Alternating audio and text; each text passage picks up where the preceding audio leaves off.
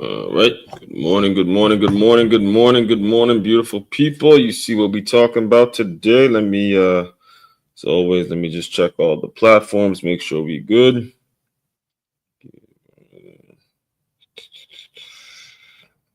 Facebook, what's going on? Facebook, what's going on? Facebook, what's up? What's up? Check, testing. There we go. Test. What's going on? All right, we up. On Facebook. LinkedIn, Facebook, we're good. LinkedIn, let's see if we're good on LinkedIn. Sound check 1 2 1 2. Sound check 1 2 1 2. Test. What's going on? LinkedIn is good. All right, let me just check YouTube and we'll get this party started. We'll get the party started right.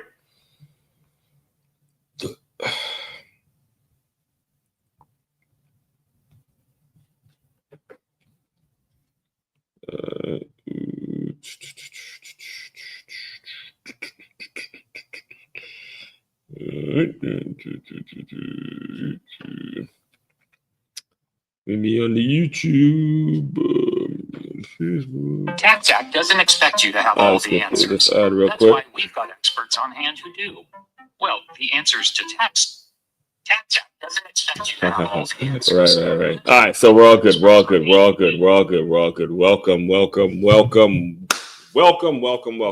beautiful people, on a beautiful Thursday morning out here in South Florida. Let me just get through a few announcements. Well, before I get to the announcements, let me just introduce myself to anybody that may be new to my world. My name is Aswan Crookshank. I am your one and only Move Swiftly speaker, former Division I college football player, and current 5-time, soon to be 6-time published author and educator. And what I do, what I created, what you see with these 3 pencils is all about taking the teamwork lessons that are taught on the football field and aligning them with businesses and business owners, more particular business owners, so they have a staff and an organization that moves in an efficient manner and a team that is very similar to when I say very similar, I mean almost identical to a championship level high school or youth football team. That's what we want. We want businesses that mirror that same motivation, that same eagerness, that same hunger,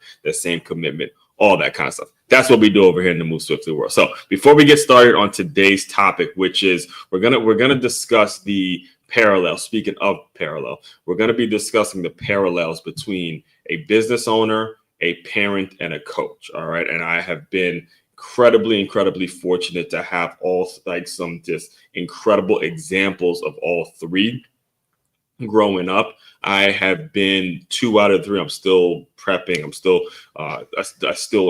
I like to say I'm not a parent yet. However, it's because I teach and because I've been around kids, and I've been in the world. I'm an uncle to have 2. I have a niece and a nephew, and the amount of time I spent with kids, I can't say I'm a parent, right, per se, because I haven't had kids of my own yet. I'm not married. I haven't had my own kids yet. However, there's been so many instances in which I had to become sort of the surrogate parent, but I'm never going to actually call myself a parent yet, being that I've been around so many great ones. I've been around folks that really do it the right way, and I admire them, that I don't think it's fair for me to just say, I'm automatically gonna dub myself as a parent. However, I do have a lot of experience in that world. So now obviously I've had experience as a coach, the football coach, and currently as a business owner. And there's an alignment that all 3 have, that as we're getting into Super Bowl week, this the last week of football season. It's always bittersweet. It's always bittersweet for me to see the last week of football season come. The season come to an end. You got to I'm not, over the years, I have been really turned off. If you watched the video yesterday, I've been turned off by the world of basketball. I still watch it, being that I'm from Maryland, and DMV is, the mecca of basketball and things like that. I still watch it, obviously being a sports guy, but really there's nothing like football, man. Nothing like football. Nothing like the teamwork, nothing like the, really watching the game and watching guys come together and seeing a game, just watching a game. It's so much, in my opinion, again, I'm a little biased, but my opinion is so much better. It's better experience than watching a basketball game. And when you think about all the soap opera and the drama that basketball has become these days, it's again, the game of football. And again, I'm not disrespecting basketball, but the game of football is something special, right? So as the season comes to an end, I'm going to be drawing some parallels, drawing some comparisons, and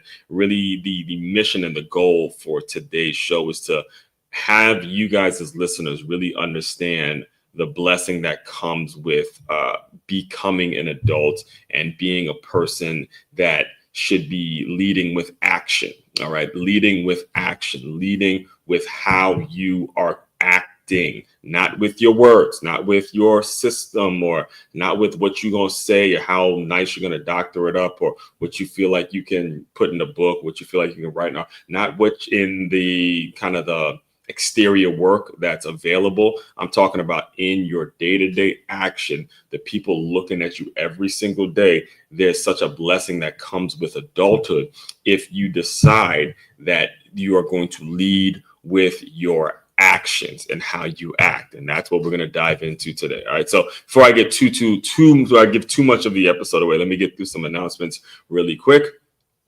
First and foremost, free boxing lessons out here in West Palm Beach, free boxing lessons every 2 weeks. If you are interested in doing that, make sure you hit that QR code right there on your screen. Next thing, business owners, as I alluded to earlier today, this is who I serve. This is the people I look to work with. These are the clients. My ideal clients are business owners of 20 or more employees. If you have not yet, make sure you go to freeguide.makeyourmove.com, freeguide.makeyourmove.com, and you will receive a booklet, and not even a booklet. It's only it's only 3 pages long. But what I did is I created 10 steps, 10 systems in which you can use right now to implement innovative teamwork in your business. All right. And finally, tap in with me on the Patreon link, patreon.com/Aswan44, which we're going to be having an exclusive community, exclusive group of people in which we can hold each other accountable and continuously make each other better. All right, let's get into it. So before we get started today, I want to play you my Move Swiftly thought. I want to play you my Move Swiftly thought from this morning. If you don't know, I do a video every single morning that I call the Daily Move Swiftly Thought. Myself as a runner, I decided to start doing this maybe about 2 years ago now. I had actually hired a coach, and this is the crazy part. I hired a coach. Shout out to Dre Baldwin. That's who the coach was. His name is Dre Baldwin, founder of Work on Your Game. And at this point, I was putting out my podcast. I was putting out new episodes of my podcast like twice a week. I think it was Monday and Wednesday. I was putting out a new episode of our podcast, and I thought I was doing it. I thought I was actually, making moves and putting in some work and all that. And he looks at me, he goes, "What about the other 5 days?" Yeah, what about the other 5 days? Every single day. So ever since then, it turned into a daily Move Swiftly thought, and I discuss certain things that are on my mind. Sometimes, a lot of times, it's current events, certain things that are going on, and that's kind of how I operate every single morning, seeing that I am a runner. I do run every morning. So, it was one of those things where I kind of have my signature on this because it's a great feeling. If you're a runner, if you're listening to me right now and and you're a runner, that feeling of runner's high. I've been able to capture that feeling of having runner's high and that feeling that you have right after you've completed a run, and I've been able to capture it in video format. So this is kind of the starting point to my role. So I'll let today's one play because it leads in, and over time, it has led into the discussions that I'm having here. So everything is becoming more succinct and more efficient. If you're a regular consumer to my work, you've noticed a change in terms of how everything is just flowing in a systematic way, and how things just continuously create opportunities. One thing complements the other and things like that. So I'll let this play, and then we'll kick off today's episode. Thank you. One and only Move Swiftly speaker checking in for a daily Move Swiftly thought, giving you a perspective on teamwork. By the way, this is my first time seeing it. Obviously I recorded it, but this is my first time seeing it. So the way it used to be is I used to record it and then listen to it right away and then post it. But now as I'm developing and continuously developing, I've decided that I'm going to record, especially Monday through Friday, I'm going to record it and not listen to it until I get on these live streams. So that way I can critique myself and get myself better and things like that. Just a small nugget for you guys as well as you are building your businesses and you're thinking of how you can continuously critique yourself, which is important. So I'm gonna let it play now. Get anywhere else. Nice, cool, easier. I never like to use the word easy, but easy-ish day to day. Quick 4 miles after a solid lift in.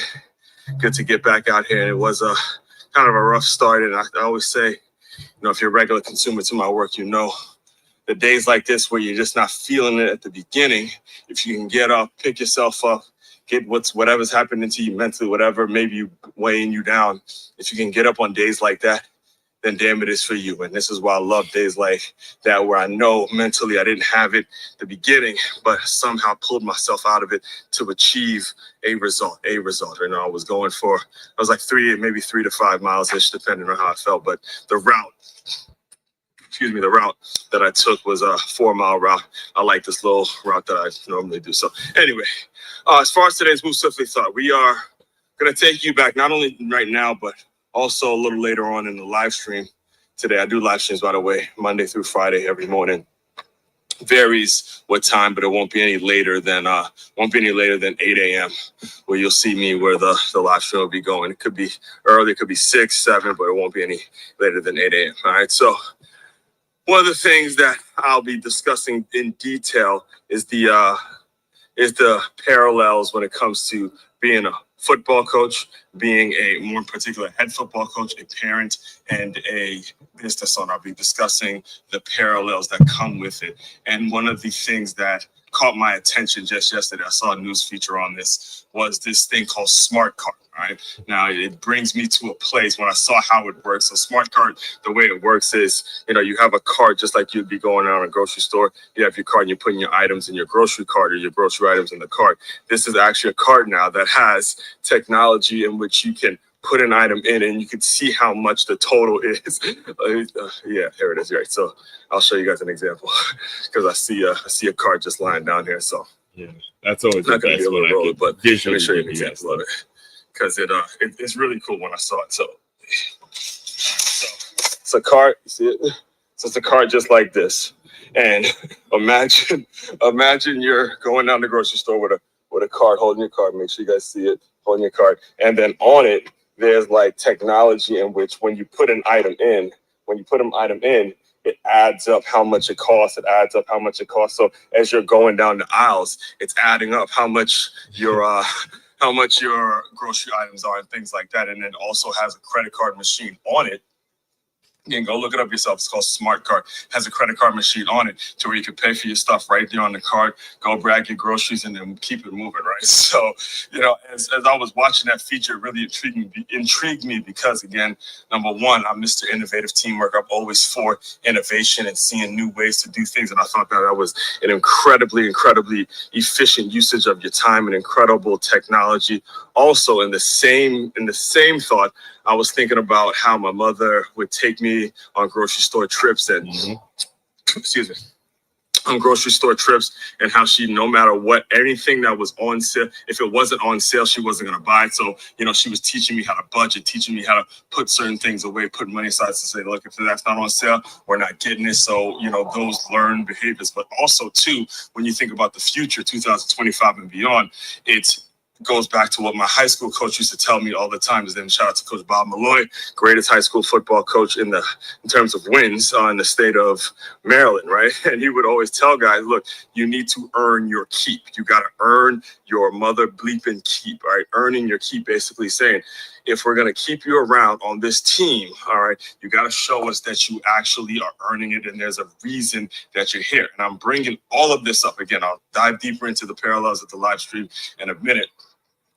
But when it comes to these new smart cards, now, if you are a cashier, now we already see it with kiosks now, right? We already see it with kiosks to where people can go and, put their thing in the kiosk or, scan their own grocery items and they can put it in and stuff like that. But still, there's a line there. There's still a line because if you get it too packed, you still got to deal with a line, and sometimes it might be just better off going with the cashier. So we already see kiosks, but now we got people that got the carts to where you can make your payments and do your thing there, to the point now there will be actually no need at all for people to pay people to be cashiers anymore at the grocery store. There'd be absolutely no need for it. And less so, that being said, that reality coming out is when it comes time to, especially because a lot of the people that occupy these positions, young kids or people that are doing things that, they need a job, cashiers and stuff like that, to where there's going to be a need for, there's going to be no longer a need for that particular position. That position will no longer be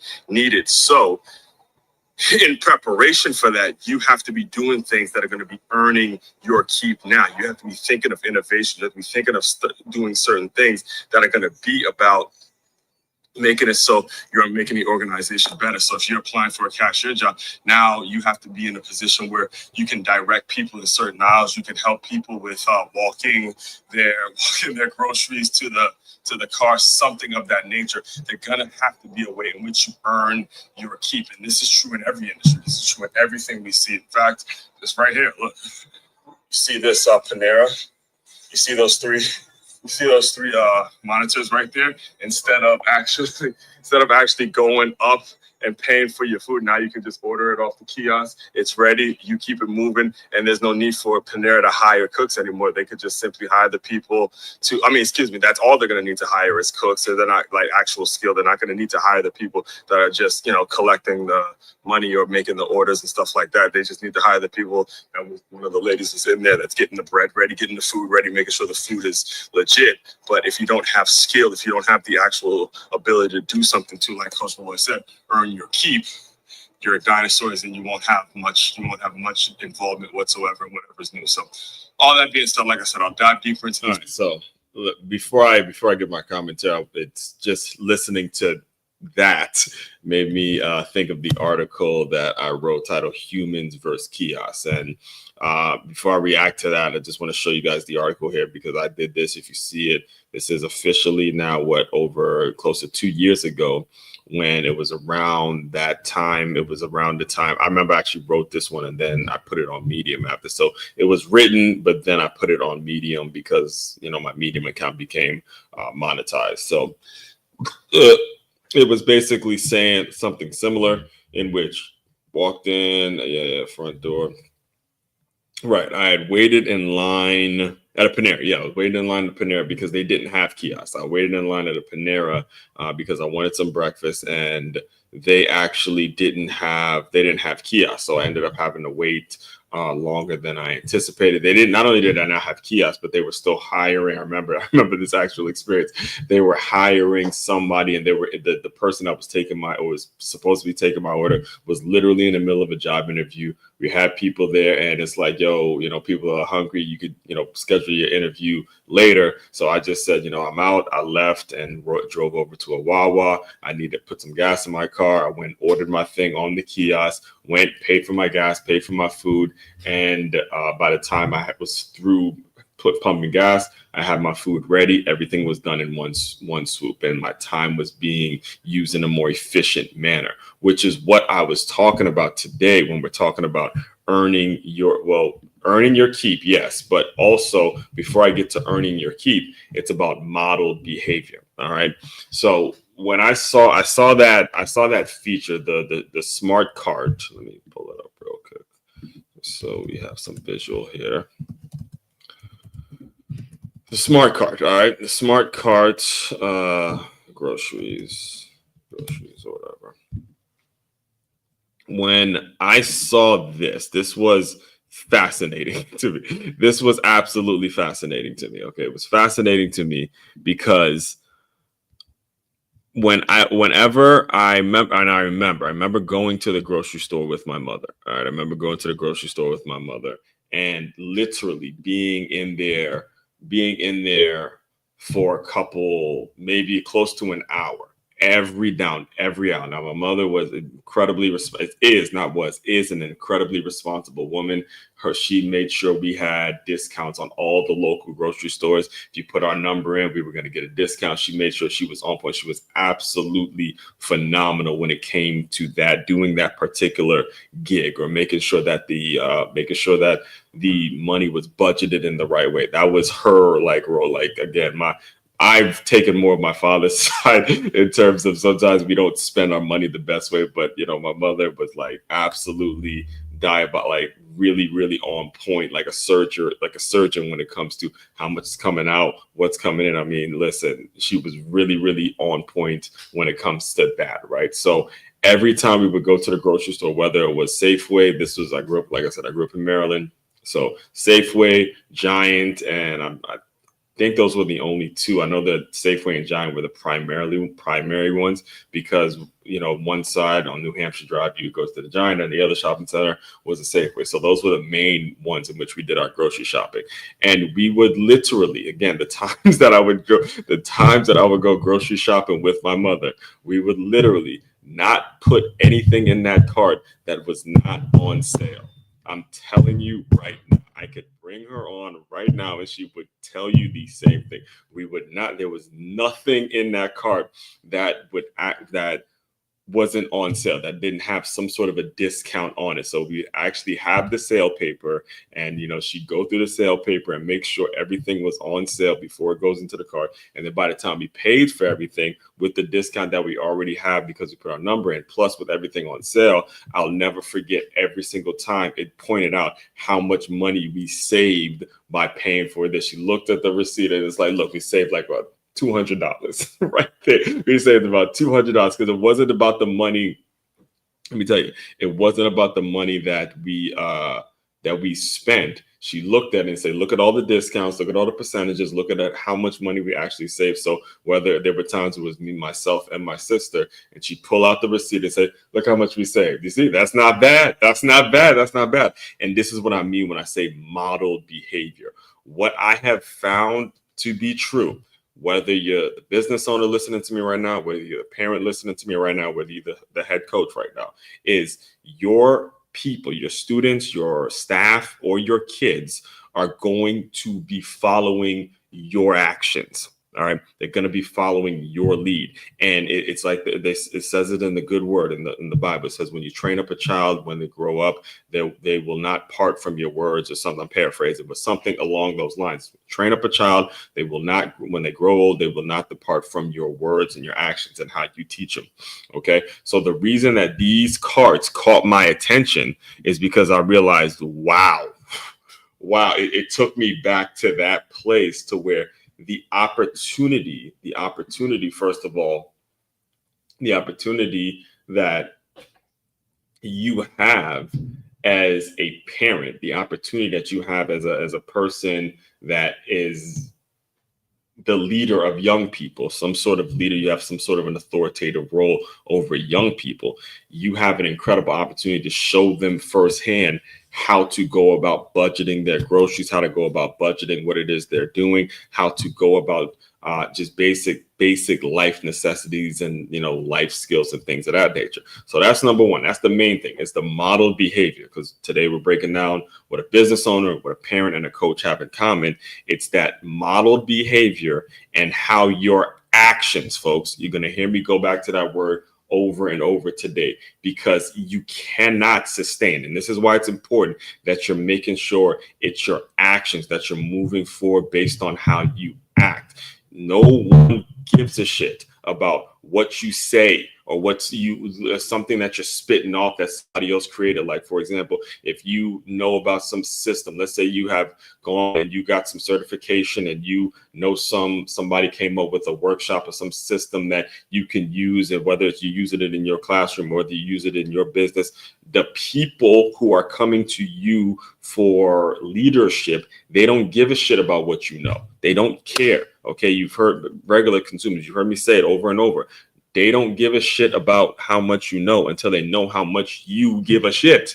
All right. The actual saying is they don't care how much you know until they know how much you care. But I'm adding that part of it, even though I'm low. I'm very low on my swear words, but I'm telling you, I'm going to work on it. Going to work on it. They don't care how much you know until they know how much you care. What that means is, as a leader of young people, authoritative figure in a young person's life, they don't care what certifications you got. They don't care what systems you've learned. They don't care what acronyms you've learned. They don't care what books you have written. They don't care how many podcasts you have produced or who's been on your show. They don't care about any of that. All right. What they care about is they care about their own success, which they should, being successful, but they also want to know that you care about them. You truly care about them, and you can't sustain that kind of responsibility if you yourself are not taking action, and you're not more so concerned with, look, make sure the way I present myself and the actions that I take are able to be something that's modeled to the younger people. All right. And that's what brings me to the next thing that we're going to discuss. So we understand that parallel number one, it's modeled behavior. All right. The next thing is the lessons are evergreen. All right. The lessons will never die. I'm going to play you an example. It's an example that I am so happy, because this was impromptu. A lot of you guys know I do a lot of impromptu stuff when it comes to my speaking and how I, developed as a public speaker and all that kind of stuff. I really do it off the cuff. And if there's something that catches my attention that I may watch online, then I'm like, okay, this is something I'm intrigued by. A lot of it is very much, and believe it or not, it really is not planned. So myself being a absolute diehard psychotic Michigan football fan, I saw our quarterback, our national champion quarterback, JJ McCarthy. Oh man, like I said, it's Super Bowl week, and saw JJ McCarthy on Rich Eisen's show. And when I saw the thumbnail, I'm like, oh my god, I got to tune in. I got to tune in. I got to tune in because that's my team. The fact that Ohio State won it this year, and where he got hurt, he even said this. He even said it. I won't play the full interview for you, but I'm going to play you certain points of it that emphasize the point I'm making today. But when you get a kid like JJ McCarthy, all right, actually, I think I have a photo here. Let me just put it here. When you get a kid like JJ McCarthy who wins a national championship, he gets engaged. He's the first quarterback taken off the board in the draft. And then he tears his ACL just within the year. All of this happened within a year, folks. This happened within a year.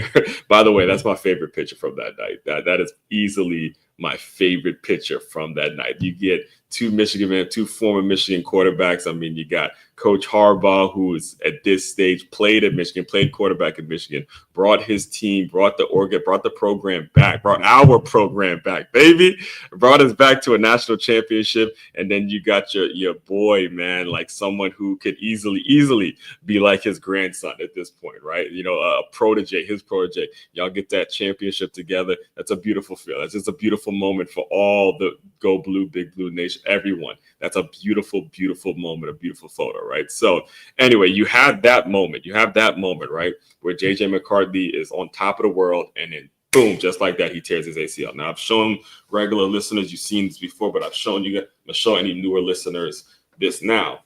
I've lived through that injury. Yeah, I've lived through a torn ACL. It's terrible. It's a terrible feeling. And it wasn't on the level, like obviously I wasn't at the level of JJ McCarthy where I just won a national championship and just got drafted and all that. However, I was still sort of at a high because I had just graduated from my high school where I played, and I was the team captain of, and I was a first team all conference. And again, I was really dialed into this idea that there's no way that you can take this game away from me. Like, you still are in that place where you really don't realize how fast the game can end. It could be something that, again, just an unfortunate situation where the injuries happen, right? So I can resonate with anybody who has had to deal with that injury, regardless of the team, the program when it happened. You know, it's always going to be a difficult time, especially right in the prime of your career, right into the point where you really have a handle on things and things are just looking up. It's really a difficult thing to deal with that injury. So, you know, he was on Rich Eisen's show, and he made a comment about one of the Coach Harbaugh isms, like they call it. You know, one of the great sayings that Coach Harbaugh brought or has in his repertoire, which is attack each day with an enthusiasm known to mankind. So what I did is I pulled up a video of the origin of that phrase and how it came about. And, you know, I'll show you the clip. I'll start with the clip from JJ McCarthy and Rich Eisen, and then I'll show you the clip of how that started. And then I'll get more into what I was discussing earlier in terms of what Coach Beloy would tell us all the time, which is earn your keep. He made sure he would say, earn your keep, and how, as you go about trying to work within a world that is moving forward through technology, like we just saw, like I was talking to you about when it comes to the Move Swiftly thought. If you're in a world where now you have carts where they can put their own groceries in and they can pay it for themselves, and there's really not going to be a need for cashiers anymore, you have to really think about how you're going to earn your keep. All right. You got to really think about what Coach Beloy said. Who Coach Beloy is, by the way, is this guy right here in the top right corner. You see me, number 44, and I was a captain my senior year, but Coach Beloy is that guy right there. He was he retired with the most wins of any football coach in the state of Maryland. And that's what he would tell the guys all the time. So let me let the one play from, from JJ McCarthy, the recent one when he was talking to Rich Eisen, and then I'll let this one play where the origin of how attack each day with an enthusiasm unknown to mankind. And you'll recognize how all of these things move in alignment to where I said it, I believe it was either yesterday or the day before, but I want to say it again to make sure it hits home again, just in case you weren't here. All right. It's not about how you're raising your child. It's not about how you're raising this child. It's about how we raise these children. All right, I'll let it play. This is him asking about how, you know, the injury went and some of the things that he learned and stuff like that. So, like, give me some examples. Mostly just how he handles success. You know, let me go back. For me, it was more the JJ McCarthy, courtesy of Sleep Number, here on the Rich Eisen show. What were you picking Sam Darnold's brain about? Like, give me some examples. Mostly just how he handles success. You know, for me, it was more the observation of it and just witnessing how he was the same guy every single day. He had this beautiful ability to really not care too much and not care too little. And that was something that, you know, I battle with because I care so much. And then I find myself in times when it doesn't really go your way, which is inevitable. And you kind of get down on yourself and that critic gets a little louder. But he had a great ability to just keep the main thing, and just, you know, focus on attacking each day. And he played really well this year, so it was really awesome to witness that. I would have taken taken the under of 5 minutes into the conversation, hearing my first Jim Harbaughism from you. I just heard it. I heard the attack each day, JJ. I heard that. With an enthusiasm unknown to mankind. I heard it. I would have taken the under. It took you 5 minutes to drop one of those. Yeah. See, that's the Michigan man. Yeah. I picked it up. I heard that. But, you know, it is neat to right. And then so that caught my attention. Like, again, I was listening to the whole thing. I definitely recommend you guys go tune into the whole thing. But when it comes to the origin of it and how you can just take a phrase, like I take a phrase, move swiftly, daily move swiftly. So whatever the phrase is, attack each day with an enthusiasm unknown to mankind. These are things that happen naturally, folks. They happen naturally. They happen because of the way life just works, because you're so dialed in. So I'm going to let this one play because this talks about the origin of where that saying actually came from. My kind of default is, be the kind of coach that I want somebody to be as a player that I'm coaching. Yeah, I want them to be gung ho. You know, I want them to be engaged. I want them to, to trust and do what we're asking them to do. And be, as this man says, attack each day with an enthusiasm unknown to mankind. All right, I'm interrupted. But wait. Let me just react to it real quick. as he was at a loss for words, and you could tell first 18 seconds in. All right, I've been there. I've spoke publicly on stages and even on here sometimes. You may not know that, but it does happen at times. But when he was at a loss for words, okay, he didn't know what to say. He was stumbling about what to say. He thought back to what his father has preached to him from when he was a kid. Understand that. Understand the power and the blessings in that, and the way you can shape a young person's child with a mentality. All right.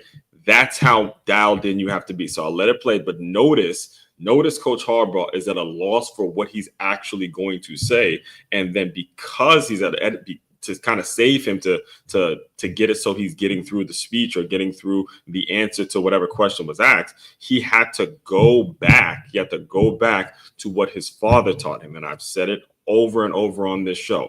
Nobody rises to the occasion. We all fall to our level of preparation. Them to be engaged. I want them to to trust and do what we're asking them to do, and be, as this man says, attack each day with an enthusiasm unknown to mankind. You want to be enthusiastic? I'll give you one more tip. Act enthusiastic. He says it all the time. You want to be enthusiastic. Have a passion for something that you do. Then how do you be enthusiastic? Act enthusiastic. Oh boy, am I enthusiastic! That's how you do it. Just a quick subtitle to that. When that all came up, unknown to enthusiasm, unknown to mankind, it was Iowa back in 1972. John was, I think, 9 years old. Jim was 8 years old, and it was the dead of winter. Take them to school, and these two guys were all bundled up in the back seat. They had remember the snow pants and the snow jackets and the hats and the earmuffs, and sitting back there just miserable. I mean, absolutely miserable. Didn't have backpacks in those days, just had their books. It took them for about 5 days. They'd get out of the car. I'd watch them walk to school. I said, this is crazy. Where's the enthusiasm? So one day we're in the car and they're in the backseat. I said, gentlemen, we're going to attack this day with an enthusiasm unknown to mankind. Woo! I want to remind you, they got out of the car. That was exactly you gotta love that. Reaction. So Jim got the job at Stanford, and they were 1-10 the year before, and he was at the press conference. And at the press conference, some reporter asked him, Jim, tell us what's the first thing you're going to do as a football coach at Stanford University.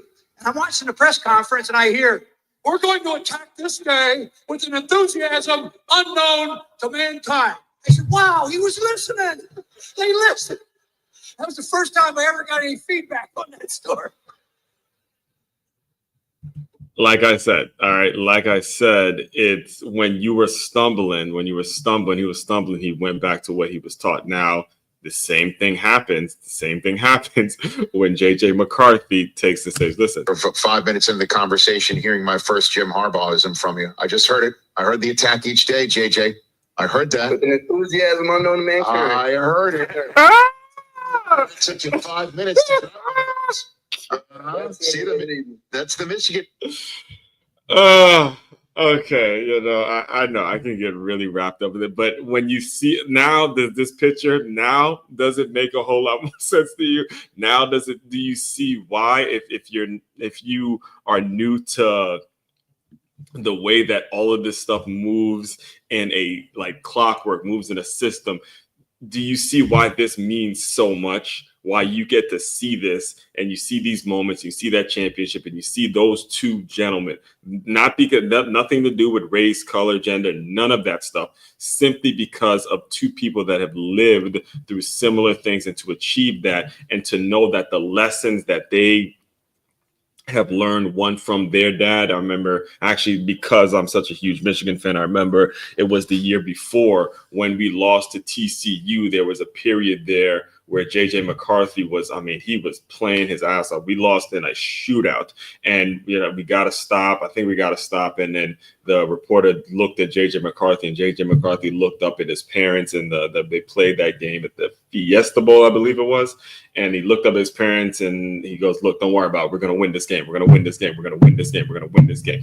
Here is the point. Here's the point. All right, of me bringing all that up. And I use them as an example, I know, but I've had quite a few great examples in my own life as well, is that when you are in the process of being an educator, being a coach, being a business owner, you've got to know that there are people who are watching your every single move, and that the lessons that you provide them are going to be something that carry them through all of the difficult moments that life is going to throw at them, all of the curveballs, all of the things that you just don't know. Again, this is a different world that we live. The world today is different than it was in February. Right now it's February 6, 2025. The world is completely different than it was February 5th, 2025. It's changing by the day, changing by the moment. Every single day there's something new. Every single day there's some sort of a new form of technology that is making people's lives more efficient. There are folks who build their businesses, have their entire companies run based on how lazy some other folks are, because the world is always pointing folks in the direction, or the natural way of being is pointing folks in the direction of, you got to go work for somebody else if you want to be successful. That is the way a lot of people are. That is the direction that a lot of folks are pushing their kids. That's where like 96% of the world is driving their students, because of the system. They're all pushing them towards the system to where they're not listening to themselves, but they're trying to listen to somebody else. But when you have lessons and principles that carry you through every single difficult time in your life, that's when you have a solid society. That is what all of them have in common. Whether you're the head coach of a football team, whether you're the parent or you're the business owner, you've got to understand the principles that you are about, and the things that you are building within your staff, or building within your students, building within your players, or building within your kids. These are things that you have got to believe in. And I'll close you out with this example, because what really brought this topic on was this guy that you see right here up the top, right? Coach Bob Malloy, who I spoke about earlier in the Move Swiftly Thought. We're tied with the most wins of any any high school football coach. All right. And the team I played for in college, Stony Brook University, let's see if we see him in here. Coach P, I believe, is somewhere in there. It's hard to see all the coaches, because this is man, I'm now looking at it, man. Look at the staff. Good coach. Yeah. So I'm right here anyway, but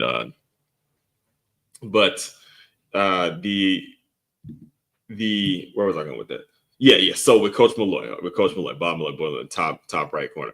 So one of the things that, and let me just explain to you guys what the football world is all about, especially during that camp season. So it was my first year playing for him before, he was the varsity coach. So my first year on varsity, I was a junior in high school, and, I had an opportunity to get on the field. A lot of people didn't expect me to start. I didn't start a game until the end of the season. In fact, my first start ever was against the Matha, which is big time rival high school that we were always, back and forth chasing as you go to good counsel. We were in that place. We were at camp.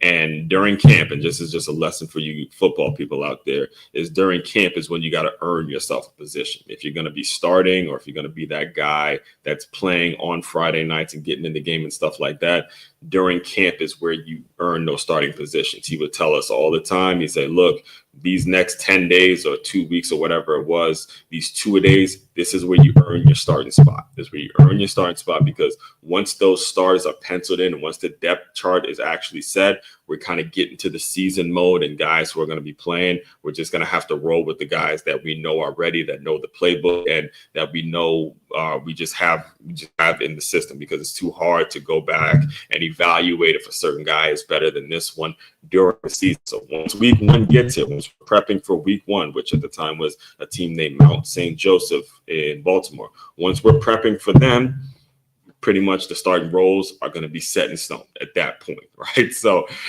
I was in that place where I was in the rotation at linebacker, but I wasn't a starter yet, but I was working towards becoming a starter and all that kind of stuff. However, there were several of my peers at that point, people who were in my class, that weren't getting any time. You know, they're this point, their football career was kind of on the back end, because it just, you know, again, it's just the way it works in the football world. A lot of people's career ends right there, that junior year. A lot of players' careers end. They don't play football after that junior year, because at that point you're on varsity, and now we gotta just put the best guys in, regardless of how old you are, right? That's just the way it works. So there was a period there where there were several of my peers, again, the guys that it was in the same class of, who weren't playing that much, who at this point were not on junior varsity no more. We're on the boot, we play with the big dogs, and they're not in the rotation or whatever. And he would always say to them, those kinds of players, that guys that weren't like in the rotation for like the 1s and 2s or whatever, and he would scream at them, "What are you saving yourself for? What are you saving yourself for?" Like whenever, so let me give you some more context in that. Whenever there would be a situation in which there was a look team, a scout team, like I was a scout when I got this, that's why I put the Stony Brook thing up, right? So when I was at Stony Brook, I was like that player I'm describing now, in terms of that scout team player, that player that's in practice and they're the ones giving the starters a look. That was what I became when I got to Stony Brook. I was like the scout team. I was a starter here in high school, like first team all conference in high school. Then I got to the Division I college that I wanted to get to, and I became like the scout team player. So, you know, again, being that I had a great coach in Coach Malloy, I understood the value of being that scout team player, because I, again, go from being a starter, then you get to college, and now you're like the scout team guy. I understood the value in being that, and I was willing to be that, right? I was willing to be that because I understood the importance of having that role, right? And this is why I tell you, I was around some great ones, like the greatest. Again, a lot of people tell you the greatest. A lot, myself included, will tell you the greatest, right? So anyway, he would go to these scout team players, and he would say, "What are you saving yourself for? What are you saving yourself for?" And then as he would kind of debunk and debrief what the way practice went throughout that day, he used the phrase that I was talking about earlier in today's Move Swiftly Thought, which is earn your keep. You have to earn your keep. And this wasn't just something he was saying to guys that weren't getting in the game on game days. He was talking to obviously starters, captains, folks that were going to be playing in college. He was obviously talking to the whole team when he was saying earn your keep, because when you have that mentality, when you see stuff come up with the new technology, with the way jobs are being lost, the way there's not going to be a need for folks who are cashiers anymore, the way AI is taking over, and how the world just naturally works. You understand, he was coaching for 45 years by the time he coached me. So he has been and seen a whole lot of new things come about. As you give these young people these lessons, you got to teach them to develop some skill, develop some work ethic, develop a mindset, develop a worldview where no matter what they're doing, no matter where it is they end up working, they are creating value. This is what he means when he says earn your keep. And I'm going to re-emphasize the story for you guys today, is earn your keep. Every single person that is listening to me right now, that's breathing, that has an opportunity, you have to make sure you're adding value to whatever situation you are in right now as we're speaking. And if you're not adding value to the situation, you are on the chopping block. You're a dinosaur, because of everything that we discussed throughout this entire day. You have got to simply, and if it first time hearing this, you got to hear it over and over and over and over and over again. You have got to figure out a way that in which you specifically, if you weren't there, what would change about an organization, or change about the situation that you're in, all right, change about the company. you got to make sure you're differentiating yourself and making yourself unique enough to where if you left, something's going to change about the organization that you're a part of. If you're not doing that, you now are in a position where you can be left out in the cold, all right, where you can be cut. And too often, again, you have to fight the human nature to try to fit in. Stop trying to fit in. Stand out. Make it so you're doing something that's going to continuously add value. All right. So that's all I got for you guys today. Looking forward to jumping back on tomorrow. Tomorrow is all about faith-based Friday. One of my probably becoming, as I go throughout the weeks, it's becoming my favorite day because it forces me to reinforce the message that I learned this past Sunday in church. So tune in for that. Everyone else out there, main website. Actually, let me take this down and put it up again one more time. The main website to check out to dive deeper into all my work, it's makeyourmove.com. That's MakeYamove.com. Also, be sure to tap in with me on the Patreon link as well. Patreon.com/as144. Everyone out there, continue to move swiftly. We will talk more soon.